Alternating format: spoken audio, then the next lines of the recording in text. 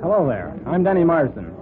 I've been pounding the news beat here at the Mid-City Sentinel for quite a spell, and I've had city editors hand me more different assignments than you can shake a stick at. But the toughest assignment that ever came my way was handed out to me by the chief the other day. Marsden, I want to ask you a couple of personal questions. Do you mind? Oh, look, Chief. I was born with these bags under my eyes. You got me wrong, Danny. I mean about your future. About your plans Don't beat around the bush, Chief. My skin's thick. I've got an important assignment for you, Danny, and I want to be sure to get it across to you forcefully. Go ahead. Grill me. What would you do, Danny, if I fired you today? Remember, you asked for this, Chief. I'm asking you. I'd be working in Centerville on the Tribune tomorrow, and for more than you're paying me. The fact of the matter is, they've been approaching me regularly. Yes. Yes, they'd naturally want a man trained at the Sentinel. You're getting invaluable experience here, Marsden. I hope you appreciate it. Now, to get on with the question. Oh, won't you linger a little longer on that one, Chief? I kind of like it. Now, that'll do for the blackmail, Danny. The point I'm trying to get across is, what's your attitude towards security?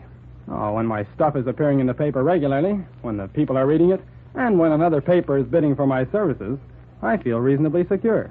Perhaps you feel secure now, but what about the future? Have you thought about sickness or the time you'll want to retire? Oh, I see what you mean. Security and the future are tied in together.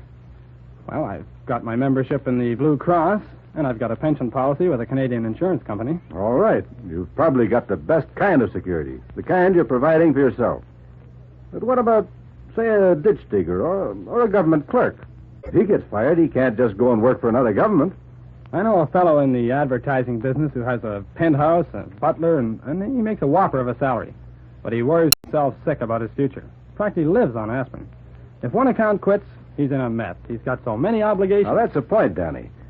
Security means different things to different people. I'd like a definition. Now, your assignment is, how can we get the most security for all the people? Go into it in detail. All our readers are interested. And make it easy to understand. That's easy for me, Chief. I don't know any $10 words. Maybe that's why the Centerville Tribune wants you. They only hire illiterates, you know. Oh, thank you, Chief. Thanks a lot. You say the nicest thing.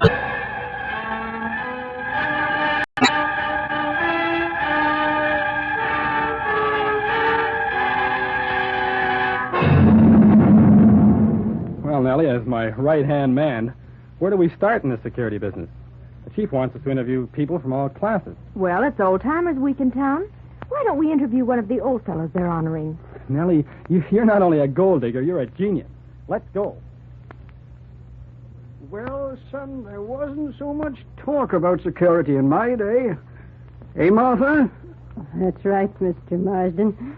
I guess our security was just what we could do with our own hands. Martha always cooked us up a square meal somehow or other, even when there wasn't much to do it with. Seemed to have a knack for making a lot out of a little. Mrs. Jones, can you remember back to the time you felt most secure of all? Oh, land now. Just let me think. Yes, guess I can. I was just 18, and Jim wasn't much older. Funny thing, it was a stormy night, the first snowstorm that winter.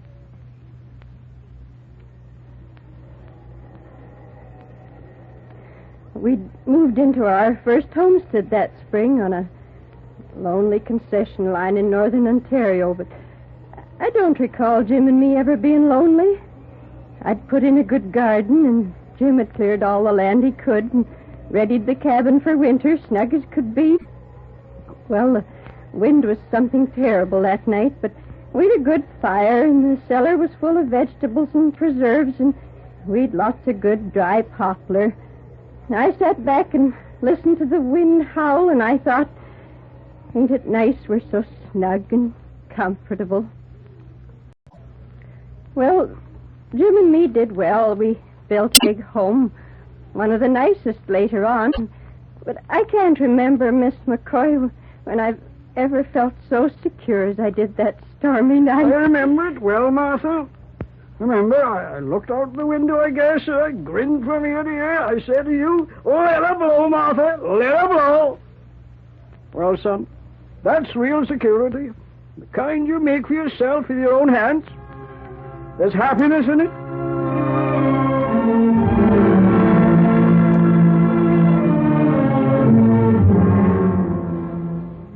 next, Danny? Now, just sit where you are, Nellie. Our next interview is coming to us. Oh, he should be here now. Who is he? Oh, he's a young lad. You'll like him. He's a veteran studying engineering at university. Married? Interested? You said I'd like him. Most of the marriageable guys I meet are married, darn it. No, he's single. Tall, dark, and handsome. But remember, we're doing research for the Mid-City Sentinel, not a love story magazine. Shh, I think this must be him coming now. Brother, he is handsome. Now, lay off, Nellie. This is strictly... Oh, come in, Mr. Cartwright. I'd like you to meet my assistant, Miss McCoy. Nellie, Roy Cartwright. It's a pleasure to meet How you, Miss do you do? McCoy. I asked Roy to do some thinking about security and then come and give us the veterans' views on security. Well, I haven't got the whole thing all doped out, if that's what you mean. I talked to a lot of the fellows, though, and I've written out some observations for what they're worth. People seem to think we're afraid to stand on our own 2 feet, that we're too security-minded, that we're all ready to have the government take over our thinking or go communist. And there's no truth in it, eh? Well, we may be security-minded, but we're not pushovers for communism or any other ism. We were regimented in the Army not so long ago, and none of us fell in love with that routine. Many veterans have gone into business for themselves and made a go of it, too. But most of us just happen to want jobs with big companies. That doesn't mean we lack initiative. You don't need to be a dull cog in a machine when you join a big firm. You merely get big opportunities. It's not the job that counts, it's the attitude. If you hunt a job looking for security, you're behind the 8 ball from the start. But if you're looking for opportunity, you can find it almost everywhere. Oh, that's right, Mr. Cartwright.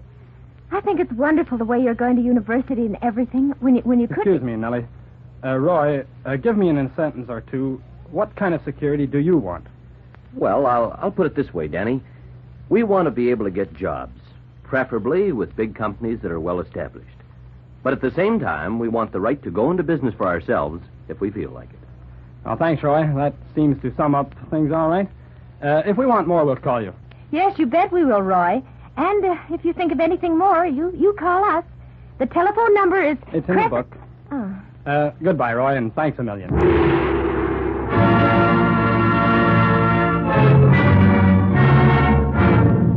Well, Miss McCoy, what happened to you last night? For your information, I was out with Roy Cartwright. Oh, that was fast work. Yes, wasn't it? You know that part in his notes about this generation having lots of enterprise and initiative? Yeah? Underline that, Danny. Underline it. Okay. Now, get that shorthand book of yours ready and lots of pencils. We're going to hear an economist, a real live economist with umpteen initials after his name. He's speaking tonight at the auditorium. Is he married? Yes, he's married. The wife is beautiful, and he has 3 children. Oh, well, a girl can't always be lucky.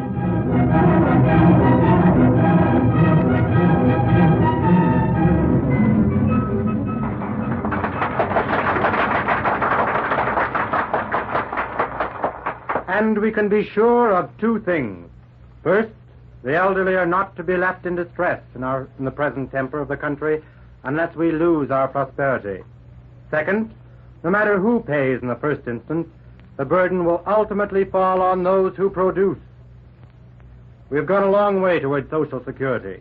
We have unemployment insurance, family allowances, old age pensions, and a variety of subsidies and considerations, all designed with the hope of providing a measure of security. Naturally, this has increased our taxes, and, along with the war and its high costs, has given us a dose of inflation. Consequently, we must be very careful that an inflationary spiral is not encouraged so that we defeat our aim. Already many old folks, widows, and others who had saved for their retirement are finding the going tough. We do not want to rob such people of security in our attempts to provide it for others. We need to remember that even good things cannot come all at once. Governments cannot create coal and wheat, steel and beef by a wave of the magic wand or by passing laws. They must be produced by our work, our vision, and initiative. But if we continue to cherish our system of enterprise and initiative, if we build well, we can have an increasing standard of living, a country of color and of opportunity, and we can be secure as a nation. We can continue our adventure in human enterprise and do so successfully. Thank you. Ladies and gentlemen, Dr. Penfield has been kind enough to offer to answer any questions. Please word your question as briefly as possible. Dr. Penfield, I'm a garment worker in the Mid-City factory. My name is Jane Smith. I just can't understand why the government doesn't guarantee us security. During the war, they deducted money from our checks for compulsory savings. Why can't they continue to do that? And when a person is old, say 65, give it back with interest. They did it in the war. I just don't see why they can't do it today. Miss Smith has asked a very important question. It sounds simple on the face of it, but it just doesn't work that way, and I'll try to tell you why. Today you give the government $1. 30 years from now, when you retire, they give it back to you with interest. Now that dollar and interest by no means guarantees your security, because you don't know what you'll be able to buy with it. In the meantime, it has been idle for 30 years, producing nothing. Even the interest hasn't really been earned. The government has to tax you in order to pay that interest. However, if you'd invested that dollar in some industry, producing goods, it would increase the chances of security for yourself and for everyone. All security depends on how productive the nation is. It does not depend on money. It depends on goods. Steel, fuel, wheat, beef, and the like. As long as we don't tax the life out of the working man or the businessman and load them down to the point where there's no reward for hard work or initiative, we'll forge ahead. And we don't need to become slaves to be secure. We can have prosperity and keep our freedom. Indeed, only by keeping our freedom can we have the kind of security any self-respecting Canadian would want.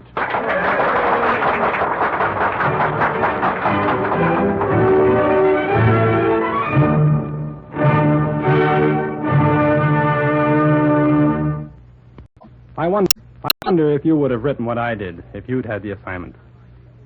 Here's what I said. Everyone wants security. All except the dreamers know that it is not easy to get. It cannot be had by simply passing laws, by trying to soak the rich, or by printing paper money. But there are ways to bring us closer to it for all the people. First, invest to spend our economy so that our fields, factories, mines, and manpower are increasingly productive. Second, insist that our government handle finances as efficiently and as carefully as a thrifty housewife does her household budget. With a plentiful supply of goods and a stable value to our dollars, plus a willingness on the part of all of us to provide for the unfortunate, we have the foundation for any real and lasting social security plan. Without these factors, all such plans are dreams and illusions. Well, that's the gist of what I wrote. If you agree, or if you disagree, write to me, won't you? Just write to Danny Marsdon, care of the station to which you are listening.